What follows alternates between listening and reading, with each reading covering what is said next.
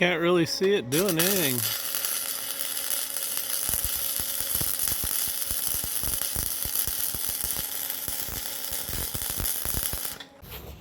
Okay, we got her in. We're using 336 and it went right on in. She's a little tight right here because the can's been relined, but I'll show you how to weld those on straight. There's a trick to it. It's pretty simple. This one's a wee bit crooked, but it's also got to get bashed over and it'll drop right onto that. Okay, I want to tell you how you weld these trunnions on without getting them on crooked. And what you want to do is you want to put it up on the arm and get it centered from each end so that you're exactly in the middle. And you're going to need two guys for this operation, so you're going to have one guy hold this, and you're going to hold it perfectly straight up and down with this arm. And then what you're going to do is you're going to tack it right in here, and then tack it on the other end just like that. Then you're going to tack it down here on the corner of it, down in there. Then do the same on the other end. Then you're going to tack it in here and in here. Then you're going to come around and you're going to tack in the middle of it on the other side. And then you can go ahead and and when I say tacks, I'm talking tacks. I mean big old blobs.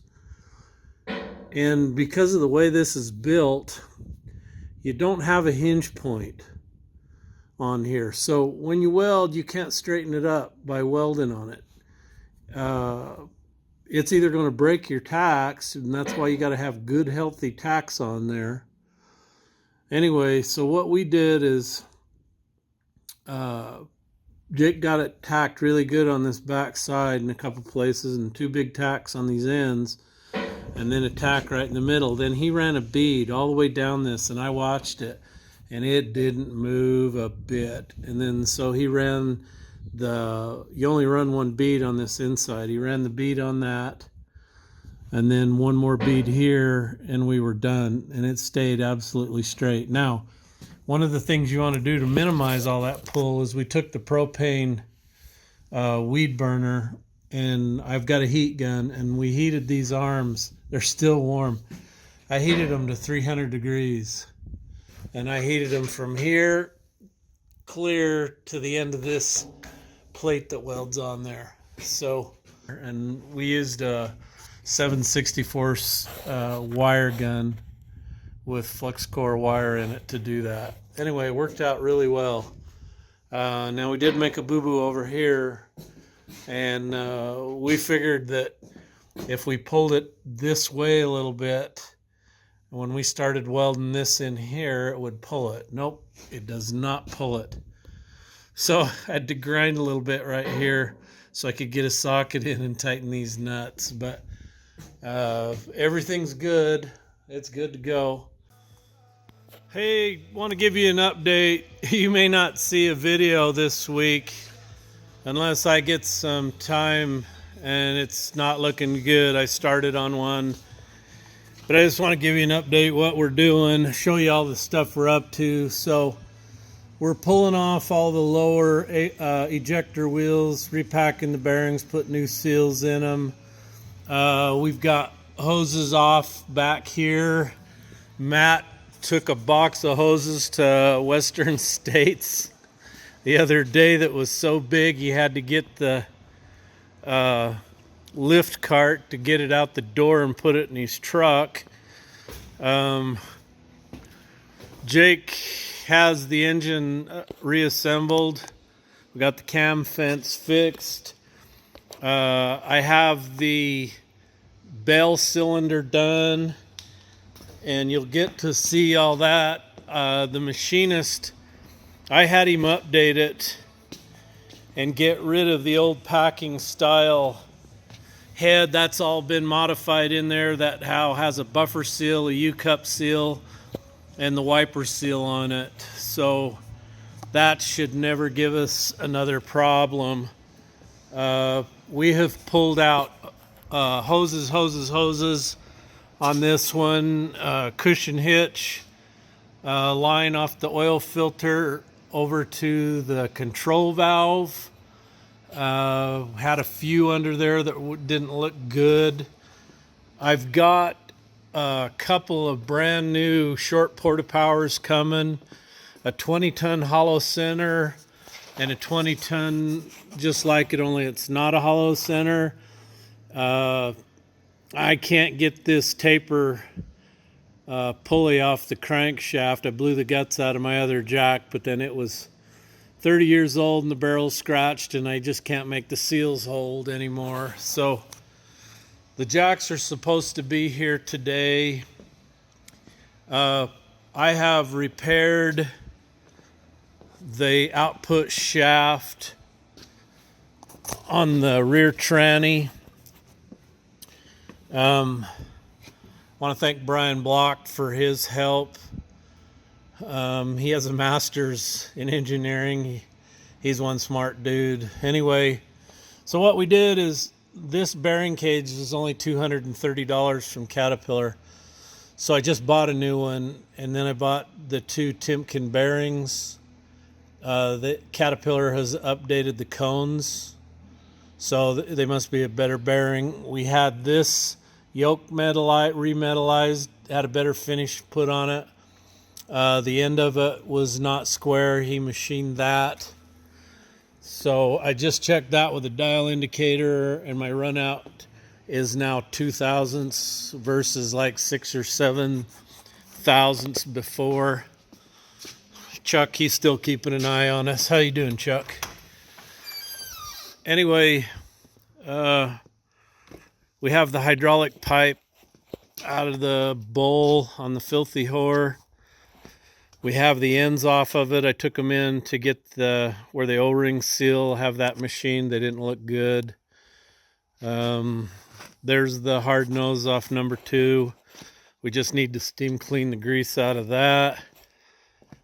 I haven't even started looking for a fan yet, or haven't taken that one apart to see if I can get a new spring in that, make it hold steel.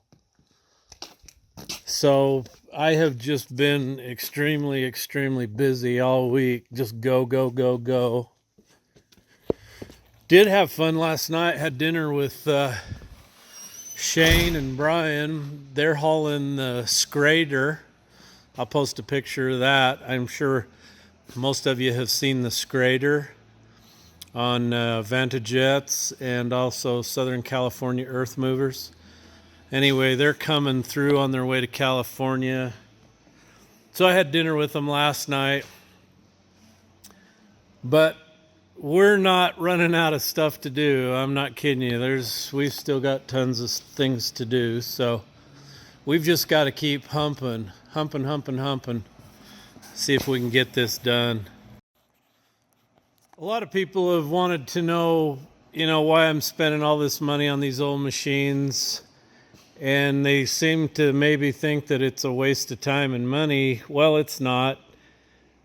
These old girls have been neglected for the last 3 or 4 years pretty badly because we just haven't had any work for them. And what work we've had, we've just taken them out and run them. Anyway, the one thing about scrapers is their biggest problem is hoses. And so you get a hose that rubs a hole in it. The mechanic gets over there, changes it. But a lot of the times they'll just run them willy-nilly all over instead of putting them back nice and neat how they were. And then that hose rubs a hole in another hose. And it's a cascading effect until all those hoses look like spaghetti. Like somebody took a whole bunch of extension cords and threw them in a pile and then tried to untangle them, if you've ever done that. And so if you replace all the hoses and tidy them up and put them back nice and neat, you can run 25 years with these and never touch a hose, and I've done it. But the reason we're doing this is we cannot afford the downtime, the hazardous material cleanup, and all that stuff that goes with it on this job we're going to go do. So the reason we are fixing so much stuff and going through so much stuff is I want to be 100% uptime. I do not want to be broke down. And I think I can do that if we fix all the known issues, all the things that we know are going to potentially be a problem.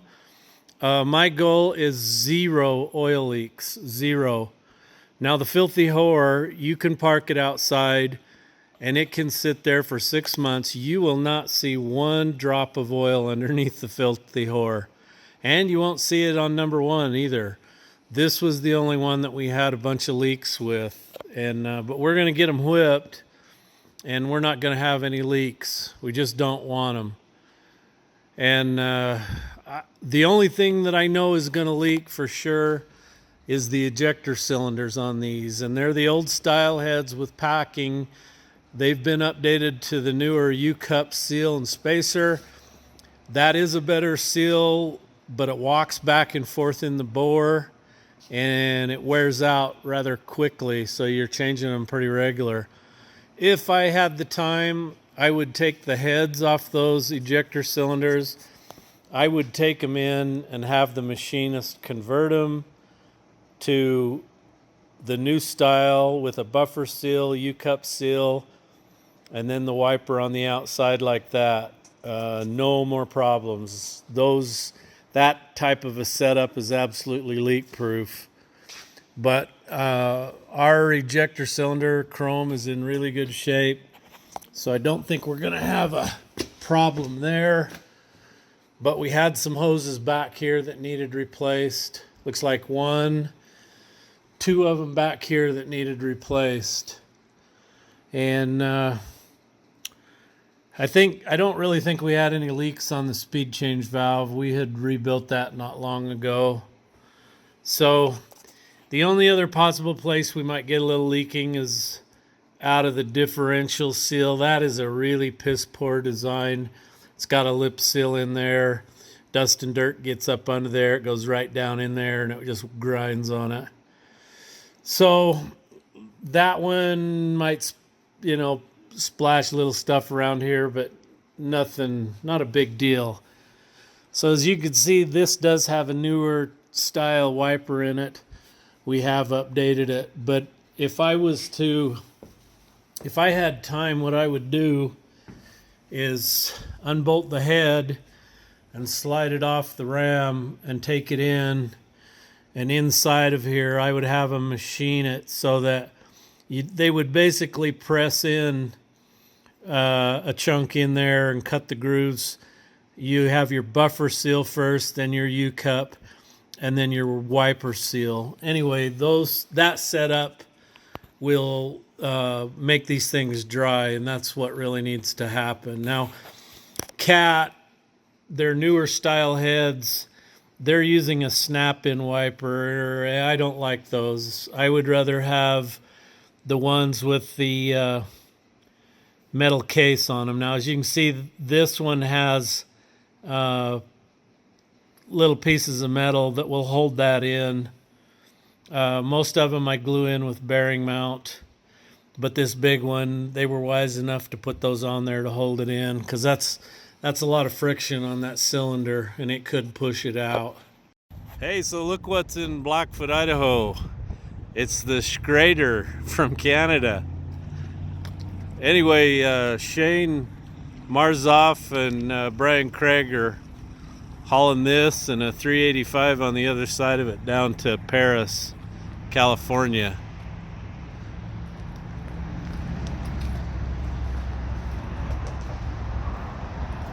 Looks like they took the moldboard off.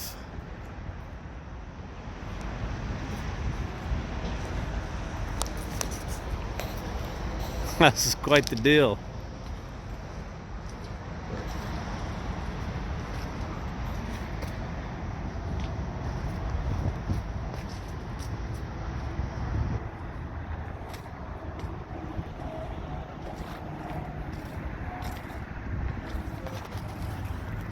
Hey, so look what I ran into in Idaho Falls, some Canadian truckers We're gonna go over to the Texas Roadhouse over here and have dinner, and it's his birthday. So Alex, how much are you gonna give me to get him on the horsey while I sing happy birthday to him?